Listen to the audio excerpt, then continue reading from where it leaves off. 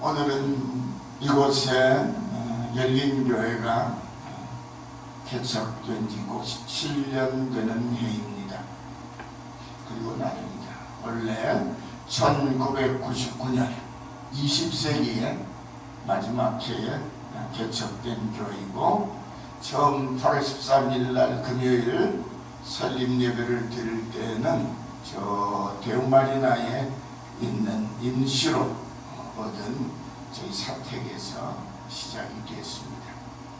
그리고 8월 15일이 주일이어서 주일 예배를 드리고 그날을 교회 설립 기념일로 정하게 된 것이죠. 그때는 이미 이곳에 땅을 이제 확보해 놓고 이제 교회가 정식으로 노회에서 설립 허락을 받고, 그렇게 되면 이제 교회 이름으로 땅을 등기를 할 수가 있고, 교회 이름으로 건축 허가를 받을 수 있고, 모든 것이 이제 교회 소유로 되는 것으로부터 시작됐습니다.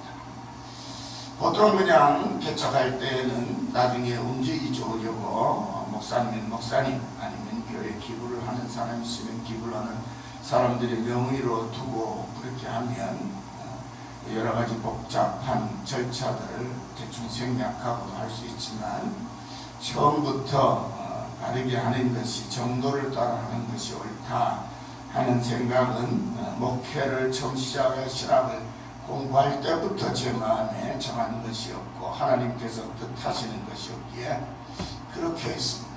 그래서 제일 처음 건축을 한 곳이 지금 요번에 지난 봄에 새로 리모델링을 한 저 건물 그대로입니다. 그때는 건축비도 제가 가지고 있는 돈이 한계가 딱 있어서 그냥 우선 예배 초소와 사택으로 기부할 수 있는 공간만 마련하면 좋겠다, 그렇게 해서 시작한 것이 예전에 있던 그 건물이고요. 오늘날 이만큼 교회가 규모를 갖추어 놓고 나니까 사람들은 부러워하는 분도 있고, 또 여러 가지 교회가 이만큼 되기까지 그 과정들을 모르시는 분들은 참 복도 많다 그렇게 말씀을 해요.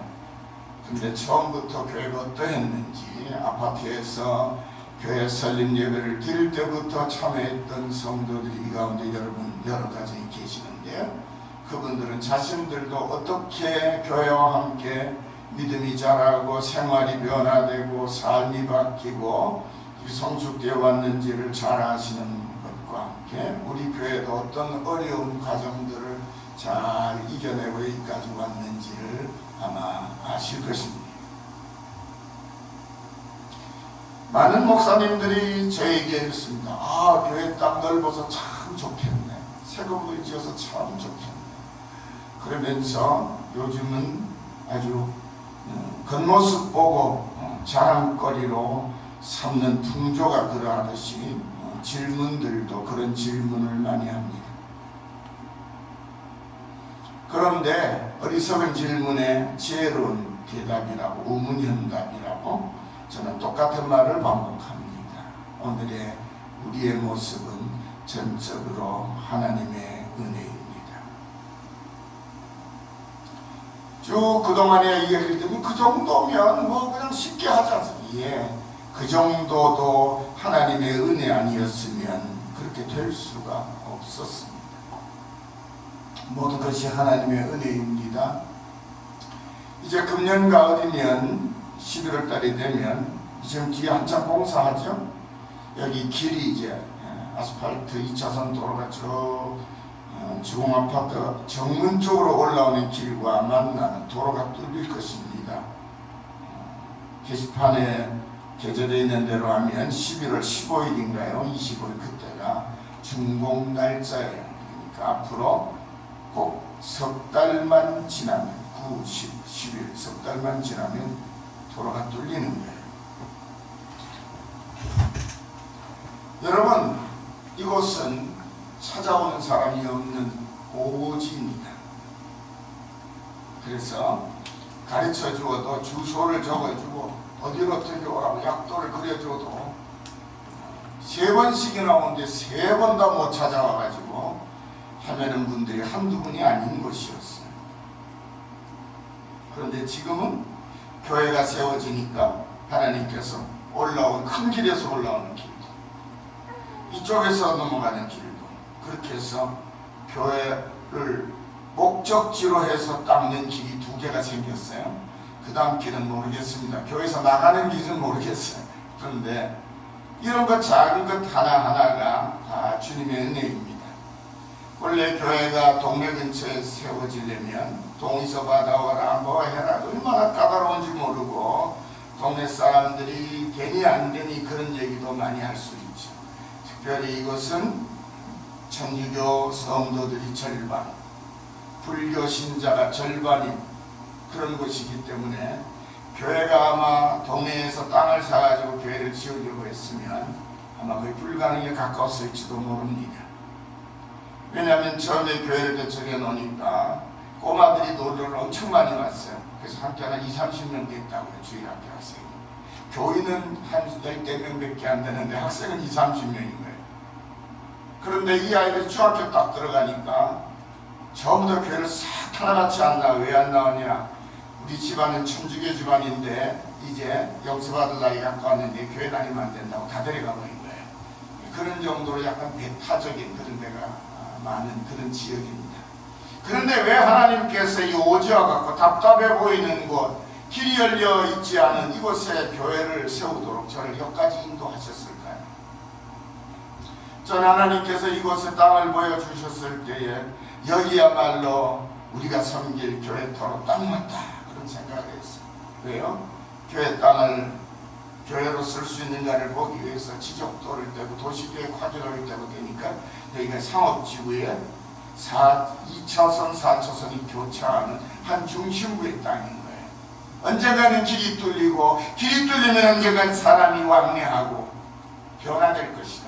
그 변화에 미리 준비하고 있으라고 하나님이 허락하신 땅이라는 믿음이 확신이 와서 그래서 다른 조건은 다 제쳐놓고 깜깜하니 들어오기가 어렵니 누가 찾아오겠니 그런 말 많았지만은 이곳에 교회를 세우게 된 거죠. 이 모든 것이 하나님의 인도하심이고 하나님의 뜻입니다. 그 다음에 또 하나님의 인도하심 뭔가 하니 주님의 교회를 기쁨으로 섬길 아주 건강하고 좋은 성품과 믿음을 가진 성도들을 하나님이 불러주셨어요. 그분들은 하나같이 현재의 형편들은 그렇게 희망적이지 않고 여러 가지 어려움과 고난들이 많은 분들이었습니다. 그런데 그 고난 가운데서도 자기들도 어려우면서 어려운 교회를 섬긴다는 것은 더 어렵죠. 나도 어려운데 그런데 함께 어려움을 하기로 함께 힘들고 어렵지만 주님의 교회를 세우기로 그리고 주님 앞으로 온 귀한 남정의 정도를 통해서 오늘까지 그런 귀한 성도들을 주님께서 이곳으로 불러 모아 채워주심으로 교회가 건강성을 잃지 않고 오늘까지 살아가게 된 것을 너무너무 감사합니다. 하나님을 우리의 자랑으로 삼지만은 동시에 목회자인 저는 우리 엘린교회 가족들 믿음의 성도들을 자랑스러운 나의 형제 자매들로 항상 자랑하고 자랑합니다. 못 믿으시겠거든 우리 시찰의 목사님들한테 물어보세요. 목사님은 도대체 교회가 뭐 교인들이 자랑할 게 많아서 맨날 교인 자랑하느냐고 그런 얘기 하실 겁니다. 근데 저에게는 참으로 하나님 주신 귀하고 귀한 사랑스러운 형제 자매들이기에 사랑할 수밖에 없는 것이죠. 사랑하는 성도 여러분, 어느 때부턴가 이 시대의 사람들은 자기를 자랑하는 것이 일반적인 시대가 되었습니다. 모두가 자신의 힘과 능력을 자랑하고 그래서 다른 사람들과의 건강한 어울림보다는 조금은 외롭더라도 자기만의 세계에 갇혀서 내가 제일이라고 주장하기를 좋아하는 것이 현대인들입니다. 다른 사람을 인정하는 존중심이 사라져버렸습니다. 이전에 한 10여 년이 좀 더 된 것 같습니다. 고등학교에서 윤리교사로 재직하셨던 한 분 선생님이 가까운 인척 가운데 계셨는데 그분이 하루는 저를 찾아오셨어요. 저는 그때 평신도인 장로시대인 시절입니다. 그분이 오셔서 교회에 대해서, 성경에 대해서 자기가 다 안다고 말씀하셨어요. 그래도 명색이 교회 장로인데 장로 앞에서 교회 문턱에도 안 넘어본 양반이 기독교에 대해서 성경이 잘한대. 왜? 윤리 선생님을 하려니까 성경에 대해서, 기독교에 대해서 가르쳐야 되니까 성경에 대해서 공부 조금 하고 기독교에 대해서 철학적인 사고방식으로 공부를 좀 해가지고 잘한대요. 그래서 제가 물었어요. 기독교가 어떤 종교입니까? 그랬더니 이분이 단 한마디로 말한다. 가난한 자의 종교라는 거예요. 기독교는 가난한 자의 종교라. 그래서 제가 아무 대답도 안 하고 맞다 틀리다도 대답을 하니까 왜 내 말이 틀렸냐는 거예요. 그래서 일리는 좀 있습니다. 그런데 제가 덧붙인다면 성경이 가르쳐 말씀하는 교회는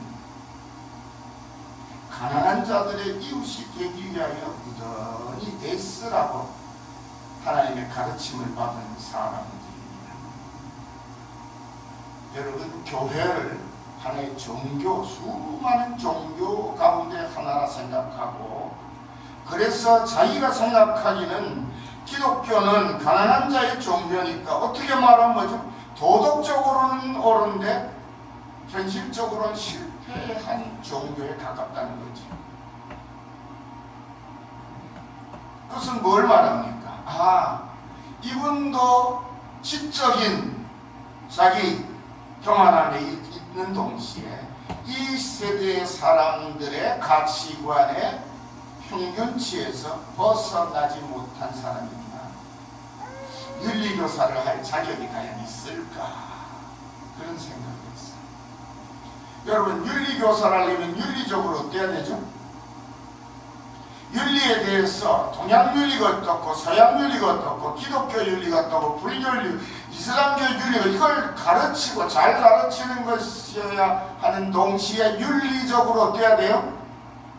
정당한 사람이어야 윤리교사의 자격이 있는 거죠.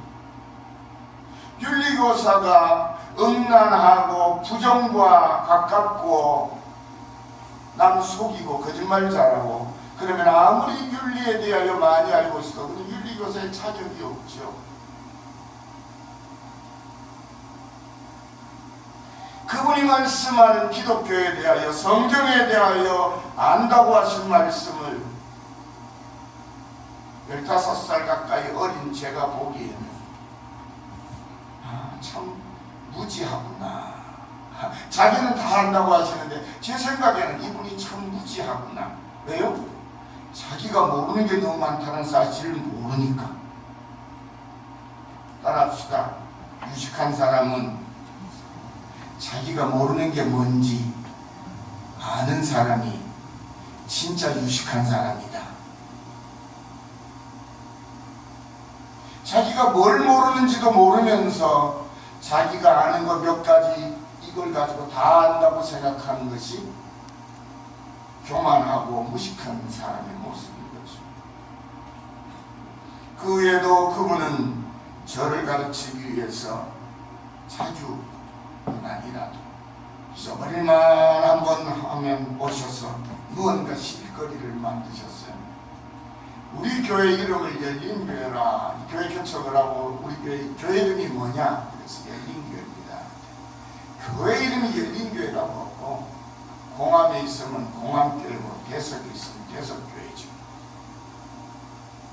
그래 제가 그랬죠. 교회 이름 짓는 건 우리 마음대로지. 동네 마음대로도 아니고 아저씨 마음대로 아닌데 왜 교회 이름 짓느라고 내가 기도를 얼마나 했는데 교회 이름 지우고 가지고 왜 그러시냐. 가면서도 또 그 얘기를 해요. 그런데 그 얘기를 하시고 얼마 있어서 갑작스럽게 돌아가셨어요. 자신은 성경을 안다고 기독교에 대해서 안다고 하는데 정작 알면 믿어야 되는 게 기독교잖아요. 그래요 안 그래요? 한번 여쭤볼게요. 복음에 대해서 알면, 교회에 대해서, 기독교에 대해서 알면 어떻게 해야 되는 거예요? 예수를 믿어야 되는 거죠. 믿음을 가져야 되는 거잖아요. 왜요? 기독교의 가르침은 우리를 구원으로 인도하고 영생으로 인도하기 때문이지 않습니까? 그런데 기독교에 대해서 누구보다 잘한다고, 성경에 대해서 누구보다 잘한다고 말하는 그분은 정작 주님이 성경을 통해서 들려주시고자 한 말씀을 듣지 않고 교회를 통해서 보여주시고자 하시는 교회의 아름다운 모습은 보질 못한 거지. 세상에 이런 자기중심적이고 자기 자랑을 앞세우는 그런 풍조는 교회 안에도 이미 깊숙이 들어와 있습니다. 그래서 크고 화려한 건물, 교회 안을 가득 채우는 사람들, 넘쳐나는 재정을 부흥이라는 말로 자랑하고 있는 것이 오늘의 교회들의 모습입니다. 저는 많은 목사님들로부터 교회 더 넓어서 땅 넓어서 좋겠다 소리를 수도 없이 많이 듣습니다. 그래서 제가 한 번은 이렇게 얘기했어요. 땅 넓은 건 좋은데 풀이 자라서 풀 베려니까 힘들어 죽겠어.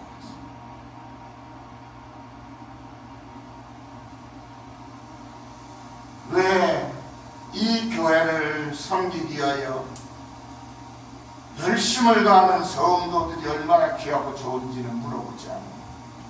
눈에 보이는 것만 보이는 거예요. 그래서 제가 우스갯소리로 돌아서서 이랬어. 걔 눈에는 뭐만 보인다더니 왜 사람들은 내 땅만 보고 건물 껍데기만 그렇게 보고 부러워하는 모르겠다 그런 생각을 했지. 그런데 정작 교회의 주인이신 하나님은 이미 오래전에 지금으로부터 2500년 가까이도 더 전에 거의 2600년 전에 그런 것들은 성도와 교회의 진정한 사랑권은 아니라고 말씀하셨습니다. 오늘 본문은 여호와께서 이와 같이 말씀하셨다고 시작합니다. 하나님이 세우신 특별한 나라 유다 왕국의 멸망은 자기 자랑과 자기 만족에 도취해서 그들을 이렇게 아름답게 이끌어주시고 강하게 세워주신 하나님 여호와를 잊은 결과입니다. 그래서 하나님은 그들을 깨우치시려고 지혜로운 자는 그의 지혜를 자랑하지 말라, 용사는 그의 용맹을 자랑하지 말라, 부자는 그의 부함을 자랑하지 말라고 경고하셨습니다. 여러분, 지혜로운 자는 자기 지혜로움을 자랑하는 것이 당연하게 보이고 용사는 그 용맹함을 자랑하며 전투에 임하여 승리한 것 아닙니까? 부자는 자기가 부자라는 사실을 자랑하기 위하여 큰 별장을 가지고 비싼 외제 승용차를 타고 심지어 어떤 이는 바다에 요트까지 뛰어다니며 나는 부자라 그거 자랑하지 않습니까? 그런데 지혜로운 자가 지혜 아니면 뭘 자랑하겠어요? 용사가 용맹을 자랑하지 않으면 자랑할 게 뭐가 있습니까? 부자는 자기 부 아니고 자랑할 게 뭐가 있어요? 그런데 그런 이들을 향하여 자랑하지 말라고 경고하셨습니다. 사랑하는 성도, 이런 것들은 사람들이 자기 욕구를 따라 악착같이 노력해서 갖춘 것들이 아닙니까? 하지만은 우리가 육신의 욕구를 따라 가지고 있는 것들은 언젠가는 썩어 없어지고 무너질 바벨탑 같은 허무한 것들입니다. 당장에는 쓰기에 유용하고 당장에는 편리하고 좋은 것들이지만은 그러나 둘 중에 하나죠. 내가 먼저 죽어가면 다 내 거 아니고 남의 것 되든지 아니면 그것이 나 죽기 전에 다 사라지든지. 왜요? 영원한 것이 아니기 때문이죠. 우리는 사실 자신을 몰라도 너무 모르고 살아갑니다. 그래서 끊임없이 욕심을 부리고 욕심을 부려 갖게 된 것을 자기 인양 자랑하지만 그것으로 끝입니다. 더 이상은 없다는 것입니다. 그래서 하나님은 자기를 자랑하지 말라고 말씀합니다. 그러면 무엇을 자랑할 것이냐? 오직 여호와 하나님을 자랑하라고 말합니다. 우리는 하나님께서 나를 아시는 것만큼은 알 수 없지요. 하지만 내가 하나님을 아는 것만큼 나의 믿음도 하나님의 은혜도 하나님께로부터 우리의 자랑도 점점 커갑니다. 그러므로 우리 성도와 교회는 하나님을 실제로 또 경험적으로 알기 위해 더욱 힘써야 합니다. 어떤 분이 교회를 다니려면 어떻게 하면 됩니까? 전화로 문의를 했어요. 그리고는 시간을 약속을 하고 만나기를 청했습니다. 그런데 전화번호도 가르쳐 드렸는데 전화도 오지 않고 하룻밤 새에 마음이 바뀌어서 만나러 오지도 않았지. 여러분, 우리의 신앙과 우리가 하나님을 알게 되는 믿음이라는 것은 어느 날 하루아침에 갑자기 생기는 게 아니지 않습니까? 몇 마디 권하는 말로 다 예수 믿을 수 있다면 얼마나 좋겠습니까? 그런데 그렇게 쉬운가요? 믿음을 갖기가요? 여러분도 믿음 생활을 하지만 여러분의 믿음을 스스로 내 믿음이 이만하면 천국에 들어가기에 넉넉하다고 스스로 인정할 만한 믿음들을 지금 갖추고 계신가요? 아니면 어느 권사님 말씀 말맞다나 목사님 그건 죽어봐야 알지요 수준이십니까?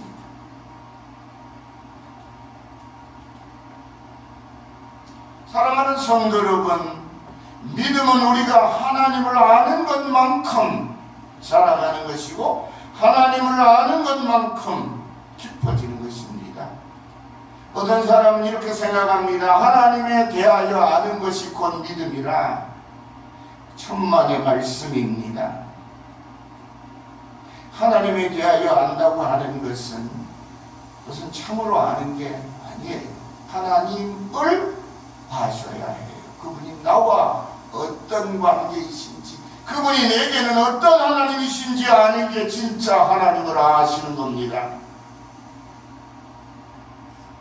성경에 보면 사울왕이나 다른 왕들이 선지자들이나 제사장들에게 이렇게 말해요. 너의 하나님 여호와께 구하여 지금 어떻게 하는지 좀 알아다오 그래요. 그도 이스라엘의 왕이고 이스라엘 백성의 지도자인데 이스라엘의 왕 하나님에 대해 모른다는 거예요. 하나님과 교통이 안 된다는 거예요. 그런데 하나님에 대하여는 알아요. 하나님 우리 조상의 하나님이시고 하나님이 우리 민족을 이렇게 이끄셨고 그건 알아요. 근데 정작 자신과 하나님과는 길이 열려있지 않아요. 그것은 하나님을 아는 것이 아니에요. 한번 여쭙습니다. 여러분 하나님에 대해서는 아시지요? 하도 많이 들었으니까. 하나님이 여러분과 어떤 관계인지, 여러분에 대한 하나님이 어떤 분이신지 여러분 하나님과 직접 소통해가지고 그래 하나님한테 확인해 보셨어요? 그게 하나님을 아시는 거예요. 하나님을 경험하여 아셔야 돼요. 목사님 그걸 어떻게 합니까?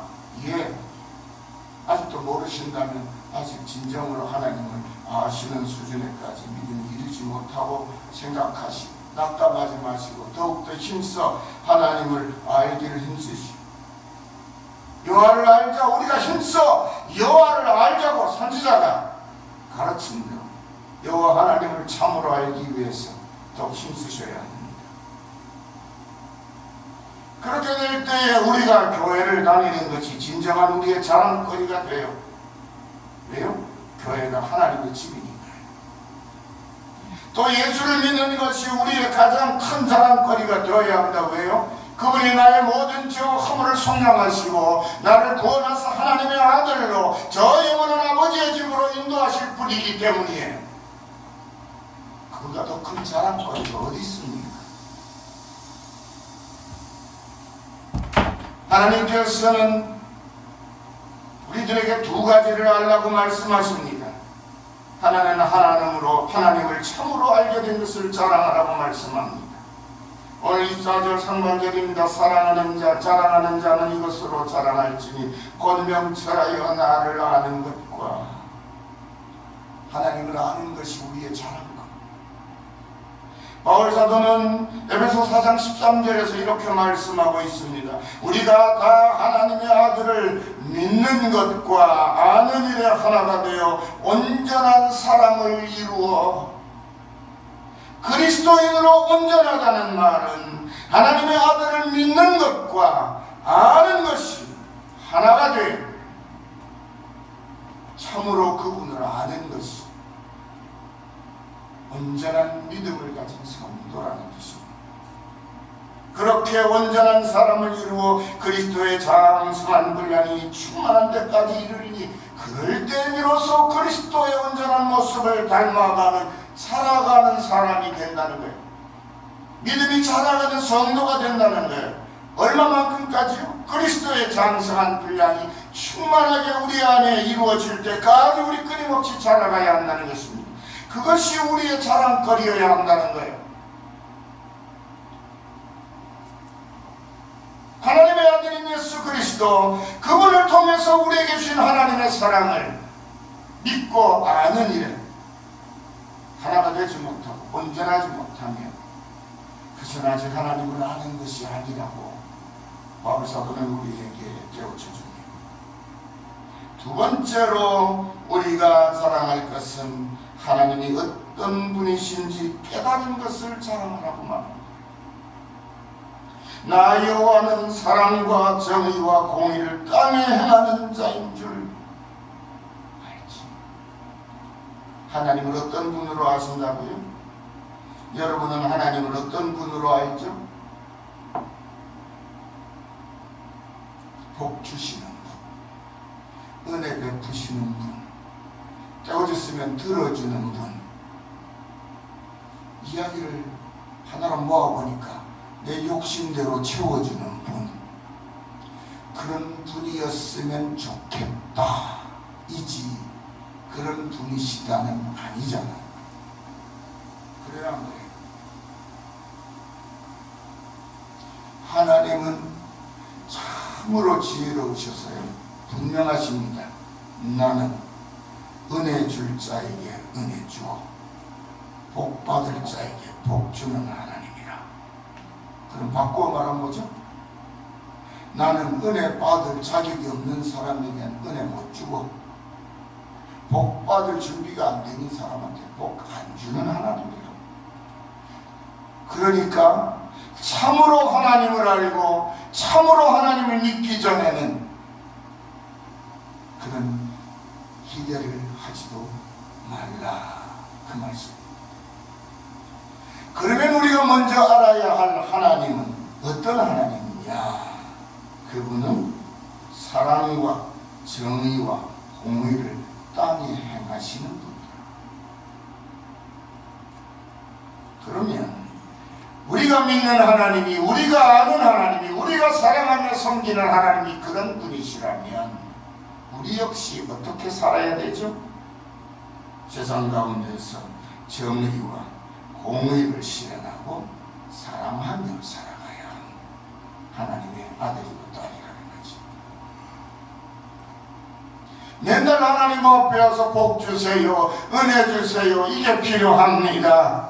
그거 떼거지 쓰는 깨정이들이 아니라 하나님이 이 땅에서 행하시기를 원하시며 이루어가시기를 원하시는 하나님의 뜻을 먼저 살펴 알고 그 하나님의 뜻을 세상 가운데 나의 삶 가운데에서 이루어드리기 위하여 하나님을 사랑하고 하나님의 명령을 따라 세상에서 정의와 공의를 사람들 가운데 실현하며 살아가는 것이 우리의 자랑거리여야 한다. 하나님께서 뜻하시고 행하시는 일에 선하고 참된 순종과 섬김으로 부지런히 참여하고 힘을 다해 헌신해야만 구체적으로 하나님을 알 수 있어요. 그 순종과 섬김과 헌신의 자리에서 하나님을 실제로 만나게 되는 것입니다. 그런 하나님의 뜻을 이루고자 하는 순종과 섬김과 헌신이 없이는 하나님을 만날 수 없고 하나님을 알 수가 없어요.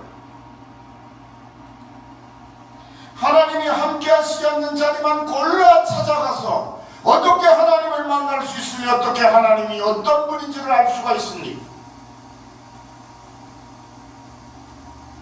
하나님은 우리의 욕심으로 가득 찬 자리에는 함께 하시지 않아요.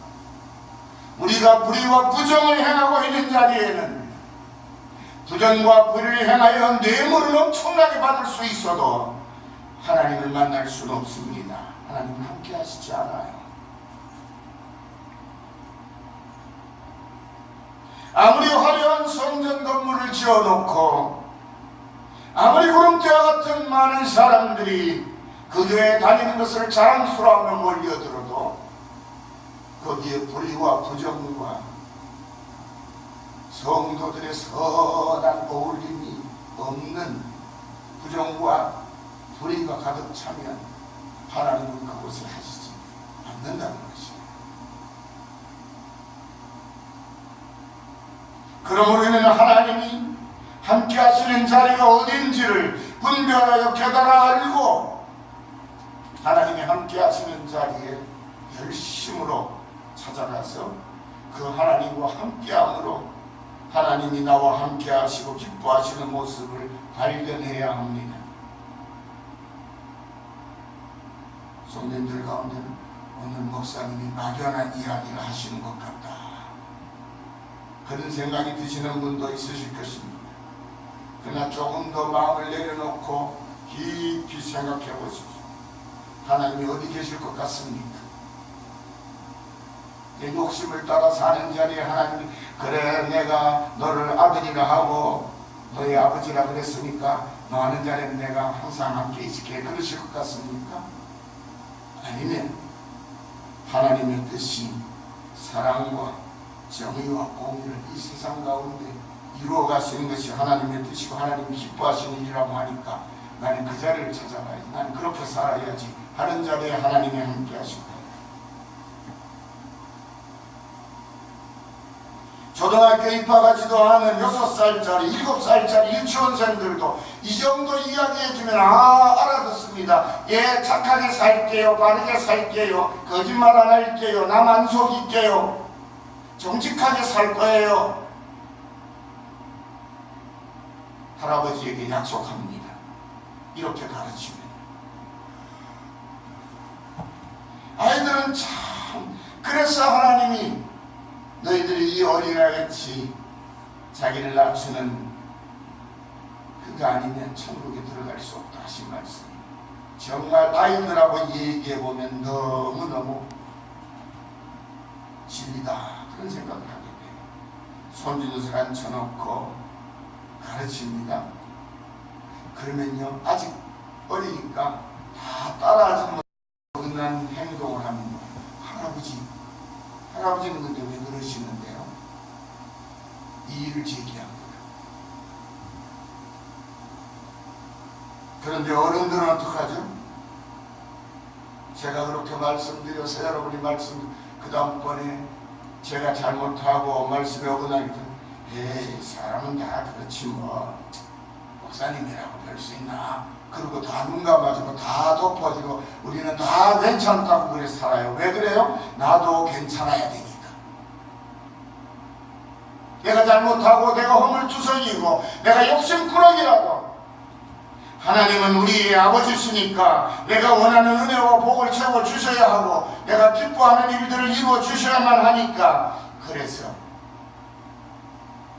서로가 부끄러운 줄 모르고 눈 감아주고 덮어주고 부정을 행하고 있는지도 모릅니다.